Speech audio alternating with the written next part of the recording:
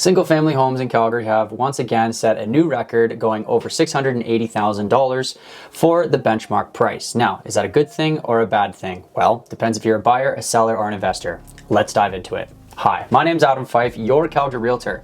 If this information is interesting to you and you want to create a game plan, I would strongly recommend setting up a Zoom call. The link is in my description. It's free to do, and it allows me an opportunity to share how this is going to better reflect your personal situation. So let's get into it. So let's start this off like usual, looking at the Calgary Real Estate Board and seeing what they have written about single family homes here in Calgary. What I can tell you from my experience is it hasn't slowed down at all, and it's actually getting more and more intense to try and find a good product at a good price. With almost 1,200 sales and almost 1,600 new listings, the inventory levels trended up over last month, which is really great to see. It means that inventory is increasing. Now, with 1,700 units left over, levels are actually at the lowest that they have ever been reported for July. So that means that there are very few homes to choose from. 1,700 homes sounds like a lot, but when you're looking at a city as big as Calgary, 1,700 homes is not nearly enough, especially for the people that are moving here from Ontario and British Columbia. Months of supply did trend up to over that 1 month mark, which we saw last month, which is really good to see. That just means that it's going to take a little bit over 1 month to clear up the supply, which is still very much a strong seller's market. The benchmark price rose to $690,000. I'll dive into that in a little bit.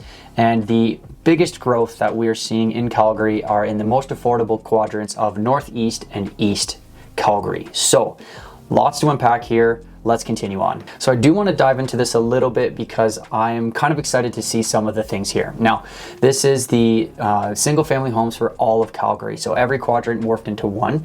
The red line is the benchmark price. You can see that the benchmark price has increased, yes, but it actually hasn't increased as it has been over the last 4 or 5 months. You can see just how vertical or over 45-degree angle that the price increases were every month. You can see that this past month, yes, there was an increase, but there was a smaller increase month over month. You can see that March, April, May, that the inventory and the sales were actually very tight. May, it was basically neck and neck, which made me a little nervous because I thought that we were going to see a crazy increase in price over the next 2 months. June, we started to see a smaller gap, and then in July, we actually see a bigger gap between inventory and sales, which is very welcoming news. The sales have decreased quite a bit, and the inventory actually increased a little bit from last month. So to see that gap increase is really great to see.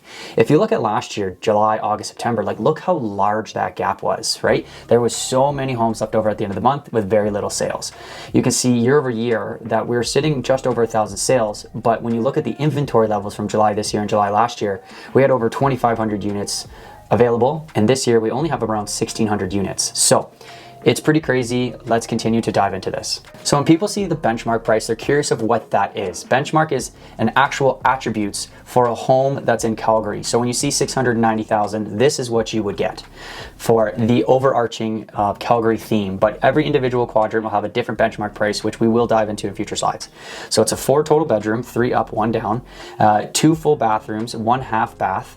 It has a 1,445 square foot above grade, but poured concrete, built in 1999. It had about a 5,000 square foot lot, and it has a natural gas furnace. So when you see benchmark price, this is the attributes that you would get for the overarching theme of all of Calgary. So let's start to paint a picture here. Now this is the year-to-date sales for detached homes all across Calgary. So again, all quadrants morphed into one. You can see that in 2021 and 2022, there was actually more sales than there were this year. We're starting to trend down, going closer to that 10-year average, kind of going into the realm of 2017. So it looks like year-to-date, we're down about 200 to 400 sales compared to those previous 2 years. Now, the biggest story is inventory and lack of new listings, which is here. Now, the new listings have dropped all the way down past the 10-year average, going to anywhere between 2015 to 2020 when we had a historically low market. So there's just not enough people selling their houses. I talk about this every single month. Now, when we look at the inventory here, now I'm going to put all 3 of these up, you can see that the inventory has decreased greatly. So when you start to think about a net migration, you start to think about housing starts and how little we are building new houses or how slow we're building new houses. There's just not enough to to keep up with demand. So if the demand continues and the net migration continues, I would argue that the prices are going to continue. Now, when you go into interest rates, the interest rate is for Canada-wide. So it's very interesting to see how the federal government or the Bank of Canada is going to offset some of the demand in, Toronto, Vancouver, which affects Calgary, because realistically speaking, there's so many people moving here because it's affordable.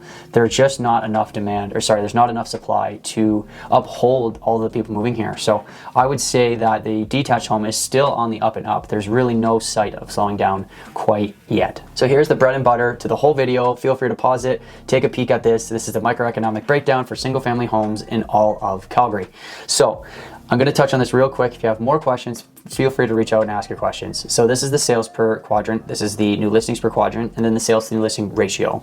On average, we're seeing about 75% sales to new listing ratio. You can see city centers all the way down to 62%, where the Calgary West is all the way up to 84%. The inventory, or the leftover homes at the end of the month, and then the months of supply. So the months of supply is the most interesting here, in my opinion, out of the first 5 columns. You can see that city center is actually in a balanced market. It's 3 months of supply, which is up. You can see that when you look all the way across the board, they only had 0.01 negative percent of a price decrease. So when you see 3 months of supply, fairly balanced market. Anything under about month and a half, seller's market. Anything over 3.5 is a buyer's market. So you can see that Northeast is the next highest at 1.5, which is still a seller's market. And you go over to the month and month, you can see that they actually increased by 2.04. So without getting too far ahead, the benchmark prices for each quadrant here, again, referring back to the benchmark attributes, the year-over-year percentages, which are pretty crazy. I mean, you can see Calgary East is upwards of 19% year-over-year, and then the month-over-month. Now, I'm going to reveal this now so you can see that the biggest increase was actually in the Northeast at $10,000, or almost $11,000 month-over-month. So just 1 month, it's increased by $11,000, meaning that demand is actually quite strong there. People are they are paying over list price. They are probably getting a little bit more aggressive, and things are moving there. I mean, it's a $539,000 quadrant, 12% year over year, and 2.04% month over month. So if you're looking in the Calgary Northeast area, yes, the months of supply is a little bit higher than everyone else. Yes, it looks like there's 277 units left over at the end of the month, but it's still increasing. It's still increasing at a great amount because it is affordable. You can see that 539,000 is actually the second least expensive neighborhood in all of Calgary. So keep that in mind when you're doing your searches. So where is this going to end? And that's like the $1,000,000 question. Do you get into the market now, or do you wait until things start to correct? Very, very difficult thing to answer, right? Talk to your mortgage broker, figure out what their recommendation is for you and your personal situation.